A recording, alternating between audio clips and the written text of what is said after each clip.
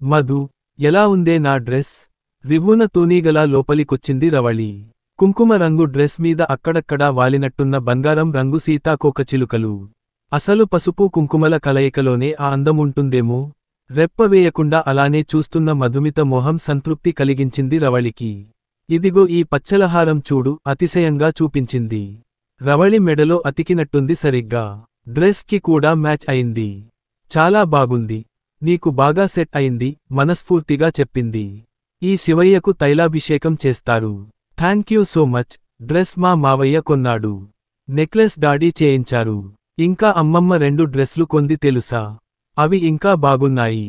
నాన్నమ్మ కూడా ఒక డ్రెస్ కొంది. ఈ పండగకి మొత్తం 4 డ్రెస్లు వచ్చాయి. ఇవి నీకు చూపించాలనే ఇంటికి రాగానే నీ దగ్గరకే వచ్చాను. ఆగి మధు వైపు చూసింది. అవును, నీ డ్రెస్లు చూపించవా నాకు? అప్పటివరకు రవళి చెప్తున్నదంతా నవ్వుతూ వింటున్న మధు మొహం వెలవెలపోయింది. సమాధానం చెప్పలేక మౌనంగా ఉండిపోయింది. అదేంటే మొహమలా పెట్టావ్? పెద్ద పండగకి కూడా ఏం కొనలేదా? నువ్వెలా ఊరుకున్నావ్? నీ ప్లేస్లో నేనుంటే అలిగి, అన్నం మానేసి, ఏడ్చి ఎంత గోల చేసేదాన్నో. అలా చేస్తేనే మనం అడిగినవి కొంటారు రహస్యంలా చెప్పింది. తనలా చేస్తే ఇంట్లో తిట్లు ఎలా ఉంటాయన్నది తెలుసు కనుక నోరు మూసుకుని ఊరుకుంది మధు. కాసేపు అమ్మమ్మ వాళ్ళింటి విశేషాలన్నీ చెప్పి వెళ్ళిపోయింది రవళి. చదవటానికి తీసిన పుస్తకాలన్నీ పక్కన పడేసింది మధు. మనసంతా చిరాగ్గా విసుగ్గా అయిపోయింది రవళి రాకతో. ధనవంతుల జాబితాకి దగ్గరగా ఉండే రవళికి మధ్య తరగతి కుటుంబాలకి అట్టడుగున ఉన్న మధుకి స్నేహం కుదరటం విచిత్రమే. కొత్తూరులో ఉన్న ఏకైక ప్రైవేట్ కాలేజీలో ఇంటర్ చదువుతున్నారిద్దరూ. చుట్టూ తన స్థాయికి సమానమైనవాళ్లు చాలామంది ఉన్నా తనకన్నా అన్ని విధాలుగా తక్కువ స్థాయిలో ఉన్న మధుతో స్నేహం కుదుర్చుకుంది రవళి. మధు దగ్గర అయితే తన బ్యాగ్, బట్టలు, నగలు అన్నింటి గురించి ఎంతసేపైనా చెప్పొచ్చు. తనలా చెప్తున్నప్పుడు మధు కళ్ళు విప్పార్చుకుని వింటుంటే ఇష్టమైన షాప్లో 100 డ్రెస్లు ఒకేసారి కొన్నంత ఆనందం కలుగుతుంది.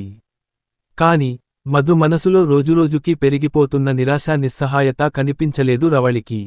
కనిపించినా పెద్దగా పట్టించుకోదు. అవతలివారి భావాలకి విలువ ఇచ్చే మనిషి కాదు. ఆ రోజు శుక్రవారం. హేయ్, రేపు అందరం పండగ డ్రెస్లు వేసుకుందామా? ఉత్సాహంగా అనౌన్స్ చేసింది Meena. That's a good idea. Sankranti సంబరమంతా మన క్లాస్లోనే అయితే అందరికీ ఓకే కదా? మీనా ప్రతిపాదనని ఆమోదిస్తూ మరోసారి అడిగింది లత. అంతా ఏకగ్రీవంగా సరే అనేశారు. ఏదో పోగొట్టుకున్నట్టు దిగులుగా కాళ్ళీడ్చుకుంటూ వస్తున్న మధుని చూసి దగ్గరకెళ్ళింది సుమతి. ప్రీ ఫైనల్ రిజల్ట్ ఇచ్చారా? ఇచ్చారమ్మా. మంచి గ్రేడ్ రాలేదా? టాపర్ ఎవరు? ఇంకెవరు? రవళినే. టాప్ 5లో కూడా లేను. మధు కళ్లలోకి నీళ్లొచ్చేశాయి. పోనీలే, బాగా కష్టపడి ఫైనల్లో మంచి మార్కులు తెచ్చుకుందువు ఓదార్చింది కూతుర్ని. అది కాదమ్మా, రేపు శనివారం కదా. అందరం కొత్త డ్రెస్లు వేసుకునే వెళ్ళాలి. పాతవి వేసుకుంటే నన్ను చూసి నవ్వుతారు. ఈసారి ఏం చెప్పి ఓదార్చాలో తెలియలేదు సుమతికి. మళ్ళీ పండగకి వాళ్లందరికన్నా మంచి డ్రెస్ కొంటాను కదమ్మా అంటూ లోపలికి వచ్చాడు మోహన్. మళ్ళీ సంవత్సరం నేనా కాలేజీలో ఉండను కదా. ఈ క్షణం గడిచిపోవటానికి ఏదో ఒకటి చెప్పకండి కోపంగా అరిచేసి బుక్స్ తీసుకుని మేడ మీదకెళ్ళింది. కూతురికి బంగారు నగలు ఎలాగూ కొనలేను. కనీసం ఈ చిన్న సరదా కూడా తీర్చలేకపోయాను నిట్టూర్చి ఊరుకున్నాడు మోహన్. నీలాకాశం వంక శూన్యంలోకి చూస్తుండిపోయింది మధు చాలాసేపు. అమ్మ అన్నింటికీ దేవుడు దేవుడు అంటుంది కాని దేవుడనేవాడు నిజంగా ఉంటే మరీ ఇంత అన్యాయమా? చదువు, ఆస్తి, అందము అన్నీ ఒక్కరికే ఎందుకిస్తాడు? అసలు అదేం సమానత్వం? దాదాపు గంటసేపు అలానే ఉండిపోయింది చుట్టూ కొండల్ని వరుస క్రమంలో ఎగురుతున్న పక్షుల్ని చూస్తూ. తల్లిదండ్రుల మీద అనవసరంగా అరిచేసినందుకు బాధపడింది. కష్టపడి చదివిస్తున్నారు. తనకోసం ఎక్కువే కష్టపడుతున్నారు. తనేం చేసింది? తిట్టుకుంటూ బుక్స్ ఓపెన్ చేసింది. తను కొత్త డ్రెస్ వేసుకోకుండా వెళ్లటం, కారణం తెలిసి కూడా రవళి 1కి 2 సార్లు అడగటం, అదేదో పెద్ద బ్రేకింగ్ న్యూస్లా అందరికీ చెప్పటం అవసరమా అని శనివారం ఇంట్లోనే ఉండిపోయింది మధు. అయినా రవళి ఊరుకోలేదు. సోమవారం ఉదయం నుండి సాయంత్రం వరకు డ్రెస్ గురించి మధు గురించి కామెంట్ చేస్తూనే ఉంది. మధు మరింత కుంచించుకుపోయింది ఆత్మన్యూనతతో. ఆ సంవత్సరమంతా అలానే గడిచిపోయింది. ఇంటర్ తర్వాత షార్ట్ టర్మ్ కోచింగ్ తీసుకుని మంచి ర్యాంకు రావటంతో రవళి బీటెక్లో జాయిన్ అయింది హైదరాబాద్లో. మధుకి అనుకున్న ర్యాంకు రాక డిగ్రీలో జాయిన్ అయింది పక్క ఊరిలో. అలా అయినా కూడా రవళి పూర్తిగా వదలలేదు మధుని. హైదరాబాద్ విషయాలు, కాలేజ్, ఫ్రెండ్స్, జాబ్ ఆఫర్స్ గురించి సెలవులకి వచ్చినప్పుడల్లా మధు తలంతా నింపేస్తూ ఉండేది. రవళి పైన అసూయ అలా అలా పెరిగిపోతోంది తనకు తెలియకుండా. ఆ అసూయ తన ఆనందాన్ని, ఆత్మవిశ్వాసాన్ని హరించేస్తోంది. అప్పటికీ అలా ఆలోచించకూడదని సుమతి చాలాసార్లు చెప్పింది. కొన్ని ప్రశ్నలకు కాలమే సమాధానం చెప్తుందన్నట్టు ఇంజనీరింగ్ ఫైనలియర్లో మంచి సంబంధం వచ్చిందని పెళ్లి చేసేయటంతో మ్యారీడ్ లైఫ్లో పడి బిజీ అయిపోయింది రవళి. ఇంతకు ముందులా గంటలు గంటలు మధు ఇంటికి వెళ్లటం కుదరటం లేదు. అజయ్, అతని జాబ్, వాళ్ల ఆస్తులు, పెళ్లి ధూంధాంగా జరగటం అన్నీ వరసపెట్టి చెప్పేయాలని ఎన్నిసార్లు ఫోన్ చేసినా మధు తీయలేదు. అవన్నీ విని తనలోని అసూయకి మరింత ఆజ్యం పోసుకోవటం ఎందుకు అనుకుంది. రవళి సంభ్రమంగా వినిపించిన గొంతుకి ఉలిక్కిపడి తల తిప్పింది. ఎదురుగా మధు. దాదాపు 7-8 చూసి.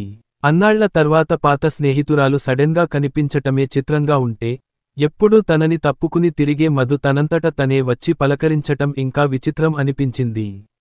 హాయ్, ఎలా ఉన్నావ్, నువ్వేంటిక్కడా? ఆశ్చర్యంగా అడిగింది. అది అజయ్వాళ్ల కంపెనీ ఇస్తున్న ట్రీట్. అక్కడికి తనెలా? మధు సమాధానం చెప్పేలోగా వచ్చాడు అజయ్. ఇంట్రడ్యూస్ చేయలేదు కదా, నా వైఫ్ రవళి, పరిచయం చేశాడు మధుకి. రవళి కళ్ళప్పగించి చూస్తోంది అలానే, అర్థం కానట్టు. మధుమిత, నా కొలీగ్ కమ్ ఫ్రెండ్. తల తిరిగింది రవళికి. ఎంసెట్లో మంచి ర్యాంకు కూడా రాని మధు అంత పెద్ద కంపెనీలో వర్క్ చేస్తోందా? మేం కాలేజ్ మేట్స్, నవ్వుతూ చెప్పుతున్న మధు మొహంలో ఇదివరకెప్పుడూ కనిపించనంత ఆత్మవిశ్వాసం. ఇదెలా సాధ్యం? రవళిలో మారుతున్న హావభావాలు తన విజయానికి గుర్తులుగా కనిపిస్తున్నాయి మధుకి. ఓ, దట్స్ నైస్. అయితే ఇప్పుడు ఫ్యామిలీ ఫ్రెండ్స్ అయిపోయాం అంటూ విశాల్ ఒక్కసారి రా ఎవరినో పిలిచాడు. ఏంట్రా, మంచి డ్రెస్ కోడ్తో ఉన్న మరొకతను వచ్చాడు. అక్కడంతా అరేంజ్మెంట్స్ చేయలేక చస్తుంటే ఏంటిక్కడ మీటింగ్? హడావుడిగా అడిగాడు. Meet my husband Vishal. సూటిగా రవళి కళ్లల్లోకి చూసింది. వరసగా తగిలిన షాక్స్కి అయోమయంగా ఉంది రవళికి. ఇదే కదా తను కోరుకున్నది అనుకుంటూ పార్టీ అయిపోయే వరకు రవళినే అబ్జర్వ్ చేసింది మధు. అనుకున్నట్టే ఉదయానికల్లా మధు వివరాలన్నీ సేకరించింది అజయ్ ద్వారా. అకౌంట్స్ మీదున్న ఇంట్రెస్ట్తో కామర్స్తో డిగ్రీ చేసి, తర్వాత ఎంబీఏ చేసిందట. తర్వాత ఏదో సాఫ్ట్వేర్ కోర్స్ నేర్చుకుని, ఇంటర్వ్యూకి వెళ్ళినప్పుడు అజయ్ పరిచయమై వాళ్ల కంపెనీలో రిఫర్ చేశాడంట. 1 ఇయర్కి జాబ్ పర్మినెంట్ అయింది. అదే టీంలో వర్క్ చేస్తున్న విశాల్తో పెళ్లయి 3 సంవత్సరాలైంది. రవళి మనసంతా ఏదో తెలియని అసంతృప్తి. ఆదివారం ఉదయాన్నే ఇంటి ముందు దిగిన రవళిని చూసి అంతలా ఆశ్చర్యపోలేదు మధు. వెల్కమ్, వెల్కమ్ నవ్వుతూ ఆహ్వానించింది. ఓ పెద్ద అపార్ట్మెంట్లో డబుల్ బెడ్రూమ్ ఫ్లాట్. తమలా ఇండిపెండెంట్ హౌస్ కాదు. అబ్బా, లివింగ్ ఏరియా చాలా తక్కువ. నువ్వు మా ఇల్లు చూస్తే షాకవుతావ్. 3 ఫ్లోర్లు, డ్యూప్లెక్స్. వెయిట్ మధ్యలోనే ఆపింది. అది నీ సొంతమేనా? అంటే అద్దె ఇల్లుని మా ఇల్లు అంటాననుకున్నావా? నేననేది అది కాదు. ఇల్లు అంకుల్ కట్టించి ఇచ్చారా, లేకుంటే అజయ్ కొన్నాడా? అజయ్ కొన్నాడు. మరప్పుడు పూర్తిగా నీదెలా అవుతుంది? ఇది నా ఇల్లు. ఐ మీన్ నేను విశాల్ జాయింట్ లోన్ పెట్టి తీసుకున్నాం. మొదలైందా వాదన? అంటూ బెడ్రూమ్ నుండి బయటికొచ్చింది సుమతి. బాగున్నారా ఆంటీ, పలకరించింది రవళి. నేనేం మొదలు పెట్టలేదమ్మా. అదే రాగానే స్టార్ట్ చేసింది. చిన్నప్పటి నుంచి అలవాటైపోయింది కదా, కళ్ళెగరేసి నవ్వింది. నేను మామూలుగానే అన్నా ఆంటీ. మీ కూతురే నా ఇల్లు నాది కాదంటోంది, ఉక్రోషంగా అంది రవళి. సరే, కాఫీ తెస్తా, లోపలికెళ్ళిందావిడ. అయినా అజయ్ రిఫరెన్స్తోనే నీకు జాబ్ వచ్చిందంట కదా. రిఫరెన్స్ ఇచ్చేవాళ్లు 100 మంది ఉంటారు కాని, వచ్చిన జాబ్ని నిలబెట్టుకునే వాళ్లెంతమందో అజయ్ని అడగలేదా? మధు అసలు తగ్గలేదు. నాకు జాబ్ చేసే ఇంట్రెస్ట్ లేదులే, ఆ జీతం కోసం రోజంతా వాళ్లు చెప్పినదానికి తలూపాలి. మరెందుకు చదివావ్? పెళ్లికి క్వాలిఫికేషనా? అలా అర్ధగంటసేపు వాదించుకున్నాక అర్థమైపోయింది రవళికి. ఇక మధుతో నెగ్గలేనని. కాలేజీలో చదువుతున్నప్పటి మధు కాదు, అన్నింటికీ ప్రిపేరైనట్టు సమాధానాలు రెడీగా ఉన్నాయి. అప్పుడు నోటి నుండి మాటే బయటకి వచ్చేది కాదు. ఏదైతేనేం, ఇక రవళికి మధు ఇంటికి రావలసిన అవసరం, వచ్చే ఓపిక రెండూ లేవు. మధు ఇప్పుడు గంగిరెద్దులా తను చెప్పిన వాటికి తలూపదు. అయినా అది కష్టపడి అన్నీ కొనుక్కోవాలి. తనకేం అడగడం ఆలస్యం. తండ్రి అజయ్ చేతిలో పెడతారు, గర్వంగా నవ్వుకుంది. కాసేపయ్యాక అజయ్ రావటంతో బయల్దేరింది. థాంక్యూ సో మచ్ రవళి, మనస్ఫూర్తిగా చెప్పింది మధు. పిలవకపోయినా మీ ఇంటికొచ్చినందుకా? కాదు. నువ్వు ప్రతిసారీ నన్ను మా కుటుంబ స్థాయిని నీతో పోల్చి తక్కువ చేసినందుకే నాలో అసూయ పెరిగింది. ఏదో చేయాలన్న కోపం కసి ఎక్కువయ్యాయి. లేకుంటే యావరేజ్ స్టూడెంట్గా ఉన్న నేను ఇంత సాధించగలిగేదాన్నా? అసూయతో సాధించావా? అవును. మా అమ్మానాన్నల కన్నా నీ మాటలే నన్నెక్కువ ప్రోత్సహించాయి. నిన్ను తలచుకున్నప్పుడల్లా రెట్టింపు కష్టపడ్డాను. రవళి మైండ్ బ్లాంక్ అయింది. అసూయతో ఇంత చేసిందా? మరేం మాట్లాడకుండా కారెక్కింది. ఇంక చాలు మధు, అంది సుమతి. ఈ అసూయ ఈర్ష్య మనిషిని పతనం చేస్తాయి. తనేదో చేసింది. నువ్వు రిటర్న్ చేసేశావ్. ఇంక వదిల, హెచ్చరించింది. తను జాబ్ చేయటంలేదని సంపాదన లేదని తక్కువ చేయకు. లేదమ్మా, ప్రశాంతంగా నవ్వింది మధుమిత. తనని తక్కువ చేయాలని నాకెప్పుడూ లేదు.